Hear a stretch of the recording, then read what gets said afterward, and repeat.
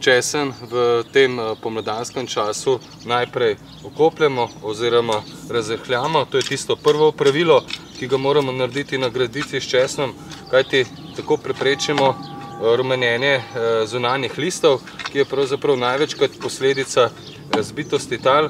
V tem času seveda odstranimo tudi morebitne plevele.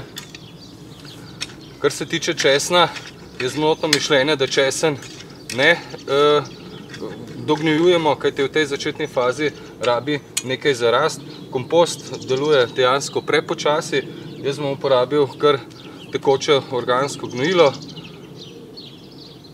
Dodal 5 takih zamaškov na 10 litrov vode in s takim gnojilom seveda potem tudi zalil česen v domačem vrtu. Pričakujem, da se bodo listi enostavno obarvali temno zeleno, česen pa lepo nadaljeval z vegetacijo.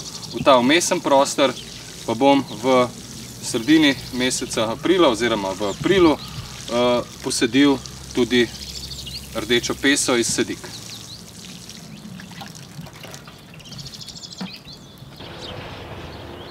Na gredico s kapusnicami bomo sadili zgodnje zelje.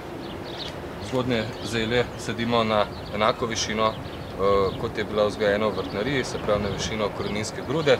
Ne sadimo pregloboko, to je zelo pomembno. Naj povem, da smo zelje obgnojili s peletiranim hlevskim gnojem. Na tistih manjših gredicah po vrtovih uporabite lahko tudi enostavno gnojilo drobnejše granulacije in ena taka pest zadostuje za kvadratni meter površine. Jaz jih bom nekaj dodal tudi v sadilno jamico. Seveda ta vmesni prostor bom zapolnil tudi z grahom. Grah je dober sosed zelja, se pravi vsi tisti, ki ste ljubitelji graha, zapolnite ta vmesni prostor. Lahko pa zamenjate, da je zelje po sredini in pa levo in desno grah. Kar se tiče naslednjih dobrih sosedov zelja, lahko poizkusite tudi z solato. Solata je pravzaprav najbolj priljubljena vrtnina v slovenskih vrtovih, tako da ta vmesni prostor lahko zapolnite tudi solato. No, na našem vrtu so se zasejale tudi kamilice in seveda kamilica je tudi dober sosed zelja, zato bom nekaj kamilic posadil tudi na samo gredico. No, gremo naprej.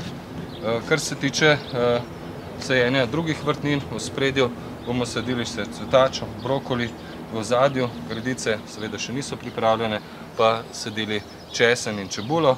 V začetku aprila, oziroma tam proti sredini aprila, pa bomo sadili tudi krompir. Ob krompir pa seveda posadili bob, ki je tudi priljubljen sosed te vrtnine. Predlagam, da v domačem vrtu čim bolj kombinirate mešane posevke in tako bo pridelek še boljši, vi pa boste zadovoljni tudi z cvetočim in lepim vrtom.